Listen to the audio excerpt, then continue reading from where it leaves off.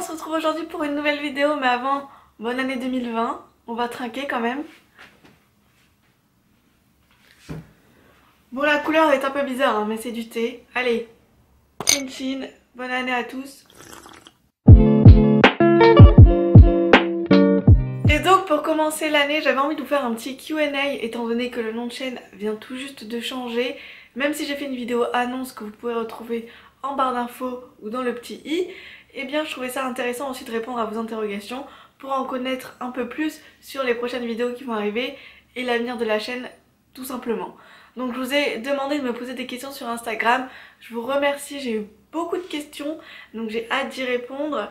Je pense pas que je vais dire les pseudos parce que je sais pas si vous voulez que ça soit mis public, mais en tout cas je vais répondre à toutes les questions qui ont été posées. Pour la toute première partie de la vidéo, je vais répondre à toutes les questions en ce qui concerne la chaîne YouTube, les vidéos, etc. Et en deuxième partie, les questions un petit peu plus diverses et random. On va commencer avec la première question qui m'a été posée, qui est en tant que personne qui manquant de confiance en moi, pourquoi avoir choisi de m'exposer sur YouTube? Alors c'est une très bonne question parce qu'il faut savoir que j'ai ouvert ma chaîne en 2015, ça remonte un peu maintenant. Et au départ, je venais de terminer mon année de prépa en hypocagne littéraire. Et autant dire que cette année avait tué toute la confiance en moi que j'avais, ou le peu de confiance en moi que j'avais. Donc c'était voilà une année qui a été difficile pour moi mentalement, physiquement, etc. Et j'ai voulu me lancer à un challenge tout simplement. J'avais envie de regagner confiance en moi. J'avais cette idée d'ouvrir ma chaîne depuis longtemps. Ça fait longtemps en fait que je fais du montage vidéo depuis mes 13-14 ans. Mais je m'étais jamais filmée face caméra. Et là j'avais découvert le phénomène Booktube et ça m'avait vachement intéressée. Moi aussi j'avais envie de parler de livres et tout, d'ouvrir un blog, d'ouvrir une chaîne YouTube. Et donc c'est un peu comme ça, du jour au lendemain, j'ai pris un jour mon courage à deux mains. Même si plein de fois j'ai hésité à poster la vidéo, ou même quand je l'ai mis en ligne pour la première fois, ma première vidéo, je me suis dit ok, si ça va pas, le lendemain je pourrais la supprimer, etc. Et finalement, je ne l'ai pas supprimée et comme vous voyez, cette aventure a pas mal continué et aujourd'hui elle continue, donc je suis super contente et cette chaîne ça m'a vraiment apporté beaucoup de choses. J'ai gagné en confiance en moi, je sais mieux m'exprimer à l'oral, j'adore faire cette chaîne et j'espère que ça pourra continuer longtemps. Ensuite on m'a demandé comment t'es venue l'envie de devenir Gwen Journal et une autre question qui m'a posé quel a été le déclic. Cette idée j'avais dans la tête, ça date pas d'hier parce que si vous regardez ma vidéo des résolutions pour l'année 2019, eh bien j'exprimais déjà cette envie d'élargir mon contenu. Au départ c'était sur le blog et finalement j'ai trouvé que pour l'année 2019 je l'ai plus fait sur la chaîne YouTube que sur le blog. Avec sur la chaîne vous avez pu retrouver la vidéo réaction sur Lover de Taylor Swift, le challenge de l'été, une journée pour réaliser toutes mes envies de l'été, et les dernières vidéos comment passer de bonnes fêtes de fin d'année ou encore 19 leçons que je retiens de l'année 2019.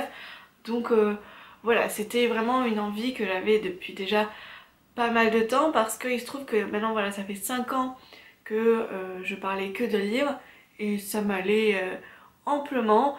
Sauf que voilà, au fur et à mesure, j'avais envie de parler d'autres sujets et c'est surtout venu l'année dernière parce que comme maintenant je travaille dans le métier du livre, et bien les livres font partie de mon travail, de mon quotidien. Et c'est vrai que durant mon stage en 2018, j'ai eu du mal après à reprendre des lectures pour moi. C'est pour ça que j'ai eu ma panne de lecture. Et donc le truc c'est que quand on a une panne de lecture, et on n'a pas forcément d'idées de vidéos à faire, etc. Alors qu'on a envie de tourner des vidéos, quoi. Vous voyez ce que je veux dire? Après voilà, c'était pas l'envie qui me manquait parce que j'ai toujours plein d'idées pour les vidéos, j'ai toujours un carnet ou un document Word rempli d'idées, mais voilà, j'avais vraiment envie de parler d'autres choses des livres étant donné que maintenant même dans mon milieu professionnel les livres sont omniprésents. J'avais envie d'élargir pour vraiment différencier les deux et aussi parce que j'avais envie de parler d'autres sujets qui m'intéressent. Le plus dur a été de me lancer, de dire allez hop je le fais et c'était vraiment quelque chose que je voulais faire avant l'année 2020, c'est pour ça que à la fin du mois de décembre le pseudo a changé. Après pourquoi avoir appelé la chaîne Gwen Journal? Alors en fait il faut savoir que depuis cet été, voire un peu avant, je cherche plein de pseudos différents qui pourraient me correspondre, etc. Pour commencer cette nouvelle ligne éditoriale sur la chaîne. Pour moi c'était important d'avoir un nouveau nom parce que le fait qu'il y ait des livres et mes envies et le mot des livres, je trouvais ça un peu trop réducteur et je voulais quelque chose de plus personnel, c'est pour ça que maintenant il y a mon prénom dans ce pseudo là. Et sinon j'avais écrit plein d'idées de pseudos différents, je les avais soumis à mes amis pour voir un peu leur retour, etc. Et ma meilleure amie Juliette, avec qui j'ai fait Balance ton coup de cœur, le premier épisode, eh bien elle m'a dit oh oui, Journal j'aime beaucoup et ça me fait penser à Journal d'une princesse de Meg Cabot, et c'est une série de romans qui m'a beaucoup marquée pour mon enfance, préadolescence, et elle aussi, même si on se connaissait pas encore à l'époque. Et je trouvais ça assez intéressant à exploiter parce que Mia et moi, on est des personnages qui se ressemblent assez. Je me souviens qu'au collège, lycée, j'étais tout aussi cette personne un peu timide, renfermée, rêveuse que Mia et qui essaie pas du tout de se faire remarquer. Et encore aujourd'hui, je suis quelqu'un d'hyper maladroite comme Mia. Donc je trouvais ça intéressant, et ce que j'aimais bien aussi avec l'idée de journal, c'est qu'en fait cette chaîne devienne un peu comme un collage de moments, de leçons, de conseils, de plein de petits sujets, et que chaque vidéo soit en fait une nouvelle page de journal. Vous voyez ce que je veux dire? Pas du tout dans le côté journal intime, mais dans le côté collage d'instants, de moments, de leçons, de choses, de sujets sur lesquels j'ai envie de parler. Ensuite on m'a demandé est-ce que le contenu va changer d'une manière ou d'une autre? Alors oui, le contenu va changer, même si je continuerai toujours à parler de livres, eh bien je vais aussi aborder d'autres sujets, comme vous avez pu le voir ces derniers mois sur la chaîne, où j'ai parlé de musique, de challenge on va dire d'une journée, ou encore de conseils un petit peu plus développement personnel ou self-care. Eh bien voilà, même si je vais toujours parler de livres, ça c'est sûr parce que j'adore ça, je vais parler de sujets un petit peu plus larges, que ce soit l'écriture, la créativité, self-care, développement personnel. Voilà, j'ai plein d'idées en tête. Et d'ailleurs ça rejoint une deuxième question qui m'a été posée, si j'avais déjà des projets pour cette nouvelle chaîne Gwen Journal, et la réponse est oui. Déjà je peux vous annoncer qu'il y aura un deuxième épisode de Balance ton coup de cœur. Je suis super contente, j'ai encore tourné une vidéo avec l'une de mes très modes amies que vous avez déjà vu sur la chaîne, et c'était super bien. Et aussi, ben oui, il y a déjà plein de projets, déjà des carnets et des Word remplis d'idées de vidéos. Après il faut savoir que je planifie pas trop mes vidéos à l'avance.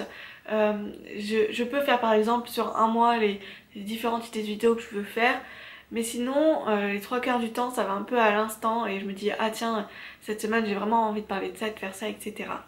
Mais oui, j'ai plein d'idées de vidéos en tête, voilà, des vlogs de lecture, vlogs d'écriture, une vidéo sur ma skincare routine. Aussi l'une des mes résolutions de l'année, c'est de me lever un petit peu plus tôt le matin, donc j'aimerais bien faire une semaine, me lever plus tôt et voir un peu quels sont les avantages, les inconvénients et ce que ça m'apporte en termes de productivité et d'énergie. Voilà, donc j'ai plein d'idées de vidéos différentes, mais le tout va de savoir, je sais pas trop en fait comment tout ça va s'articuler encore. D'ailleurs pour continuer en termes de projet, à côté de la chaîne, vous savez, j'ai un Instagram et un blog, vous pouvez retrouver les liens en barre d'infos.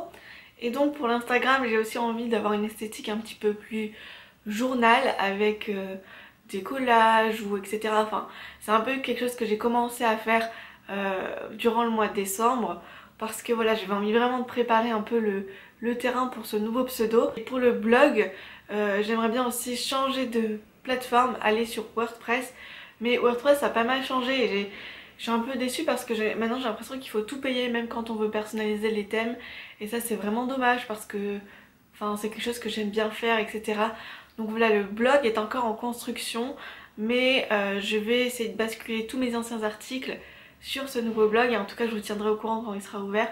Mais si vous avez aussi, vous connaissez des sites où on peut faire un blog gratuitement et après qu'on peut évoluer en mettant un nom de domaine, etc., parce que je préfère faire ça petit à petit, et bien dites-le moi en commentaire, parce que c'est des conseils que je serai hyper contente d'avoir avec moi en ce moment. Ensuite, pour rester sur le contenu, on m'a demandé si je referais des poèmes, parce que elle avait beaucoup aimé ceux de l'an dernier.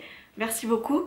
Alors je pense qu'elle parle du challenge que j'ai fait au mois de décembre, qui est 12 mois avant Noël. Je peux pas dire avec de manière sûre et certaine que je vais faire des poèmes, mais étant donné que j'ai envie de faire des vidéos un peu plus écriture, c'est sûr que les poèmes vont revenir. Ensuite on m'a posé une question qui est qu'est-ce qui t'inspire quotidiennement pour YouTube et la vie de tous les jours? C'est une question que j'adore, que je trouve trop intéressante. Il faut savoir que déjà, que ce soit pour YouTube ou pour la vie de tous les jours, Pinterest est un peu une mine d'or pour moi. J'ai 36 000 tableaux de tout et n'importe quoi, que ce soit les livres que j'ai envie de lire, en gros ma wishlist, ou encore des moodboards pour l'année 2020, ou des moodboards pour Gwen Journal. Voilà, j'avais fait un petit moodboard pour voir un peu l'esthétique et avoir une image, enfin un visuel de à quoi je voulais ressembler cette nouvelle chaîne. Donc voilà, Pinterest pour moi c'est une vraie source d'inspiration, que ce soit dans la vie de tous les jours ou pour la chaîne YouTube. Ensuite pour la chaîne YouTube, il y a plein de choses qui peuvent m'inspirer, que ce soit d'autres vidéos YouTube, alors pas forcément reprendre les mêmes concepts, mais voir une idée qui a été faite et la détourner par exemple avec pour que ça colle au livre, à la littérature, etc. Ou même, voilà, tout simplement, moi je suis beaucoup de youtubeurs et de youtubeuses dans plein de sujets, de catégories différentes. Et c'est une grande source d'inspiration pour moi dans la création de contenu ou aussi la manière dont on fait les montages. Il y a plein de choses qui m'inspirent, le but c'est pas de copier-coller mais c'est vraiment des sources d'inspiration. Après il y a aussi tout ce que je lis, tout ce que je vois à la télé, au cinéma. Et sinon les moments où je suis le plus inspirée, où j'ai tout le temps des idées, c'est quand je suis sous la douche, quand je fais autre chose, que je réfléchis pas, ou très souvent, les 3/4 du temps, c'est quand je suis sur le point de m'endormir, mais vraiment, je suis obligée de mobiliser toutes mes forces et mon énergie pour me relever et écrire l'idée parce que je sais que le lendemain, sinon je vais l'oublier. Mais voilà un peu les moments où je suis inspirée. On va passer maintenant à la seconde partie de ce Q&A avec tout ce qui est questions un peu diverses, random. Et la première qui m'a été posée c'est quelle est ma destination de vacances idéale?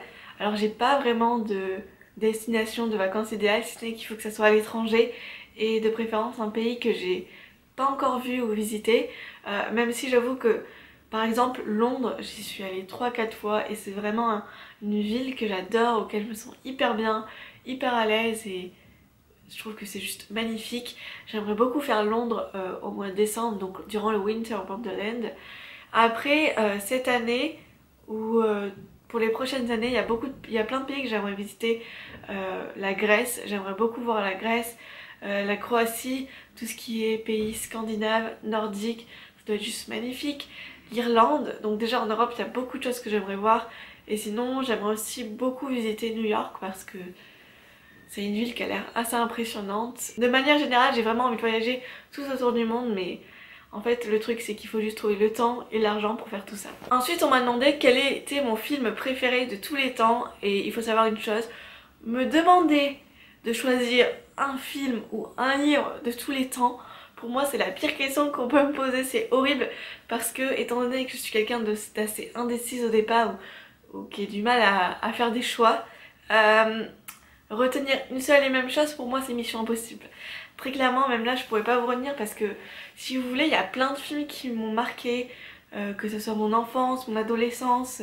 Je pense par exemple mon enfance il y a Mulan, le dessin animé Anastasia. Ensuite pour mon adolescence il y a tout ce qui est High School Musical, Wild Child. Dernièrement il y a The Greatest Showman, il y a Little Woman que je viens de voir au cinéma qui est juste incroyable. Donc comme vous pouvez le voir il y a plein de films qui m'ont marqué durant toute ma vie quoi, donc c'est très dur d'en choisir un. Mais si je devais en choisir deux, là dans mon mood actuel, je dirais The Greatest Showman et Le Diable s'habille en Prada parce que vraiment, il est vraiment incroyable ce film. Mais voilà, il y a encore plein de films que j'adore, il y a Princesse malgré elle, Little Woman aussi, là le dernier qui est sorti est juste incroyable. Ensuite dans la même optique on m'a demandé quel a été mon livre préféré de l'année 2019 et là j'avoue que pour moi ça a été plus simple, même si je vais vous en retenir deux, un livre de fiction et de non-fiction.